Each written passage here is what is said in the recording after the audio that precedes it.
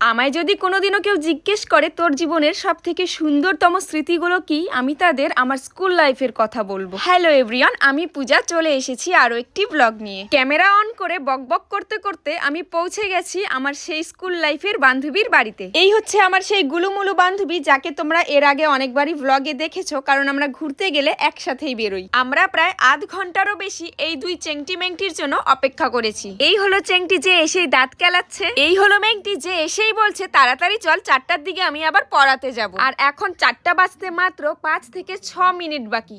আমি যেই রাস্তাটা দিয়ে যাচ্ছি এটার সাথেও কিন্তু আমার শৈশবের অনেক স্মৃতি জুড়ে আছে। এক সময় আমি আমার পরিবারের সাথে এখানেই এক দিদার বাড়িতে ভাড়া থাকতাম। আমি যখন ক্লাস 5-এ পড়ি তখনই আমরা এখান থেকে আমাদের নিজের বাড়িতে চলে গেছিলাম। এই হচ্ছে জিতপুর গার্লস হাই স্কুল, যেখানে আমি ক্লাস 5 থেকে 10 অবধি পড়াশোনা করেছি। আজও এই স্কুলের সামনে দিয়ে গেলে নিজেকে ওই ব্যালকনির মধ্যে খুঁজে পাই। আর হ্যাঁ, কথায় কথায় আমি আসল কথাটাই বলতে ভুলে গেছি। আজ আমরা সবাই মিলে সেই স্কুলে এসেছি যেখান থেকে আমরা প্রায় 8-9 বছর আগেই বেরিয়ে গেছিলাম। আজ জিতপুর হাই স্কুলের 75 বছর পূর্ণ হওয়ায় একটি অনুষ্ঠান আয়োজিত হয়েছে। আর আমরা আসতে এতটা লেট করে ফেলেছি যে আমরা একদম অনুষ্ঠানের শেষ পর্যায়ে এসে পৌঁছেছি। আর এসেছি যখন, তখন পুরো স্কুলটা ঘুরে দেখি আর তোমাদেরকেও দেখাই। আমি যখন ক্লাস 1-2-এ পড়ি তখন কিন্তু এই রেলিংটাতে ঠিক এইভাবেই ঝোলাঝুলি করতাম। আর তখন আমার কাছে কোনো বইয়ের ব্যাগ ছিল না, প্লাস্টিকে করে বই নিয়ে স্কুলে আসতাম। আর আমি একা না, আমাদের জেনারেশনের বেশিরভাগই সবাই প্লাস্টিকে করেই বই নিয়ে আসতো। দূর থেকে স্লিপারটা দেখা মাত্রই আমি ছুটে এলাম সেই স্লিপারে চড়ার জন্য। এক সময় এখানে কতই না খেলেছি। আমাকে এইভাবে স্লিপারে চড়তে দেখে অনেকে হাসলেও আমার ফোকাস ছিল সেই ছোটবেলার স্মৃতিগুলোতে, যেগুলো আমি আবার নতুন করে রিক্রিয়েট করতে পারছি। কিছু কিছু অনুভূতি ভাষায় প্রকাশ করা যায় না। আমার অবস্থাটাও হয়েছে ঠিক সেরকম। হাই স্কুল আর প্রাথমিক বিদ্যালয় কিন্তু একসাথেই। আমি এখানে ক্লাস 1 থেকে 4 অবধি পড়েছি। তারপর কিছুক্ষণ আগে দেখিয়েছি গার্লস স্কুল, ওখানে আমি 5 থেকে 10 অবধি পড়েছি। তারপর ক্লাস 11 and 12 আমি আবার এই হাই স্কুলে এসে কমপ্লিট করেছি। আজকের জন্য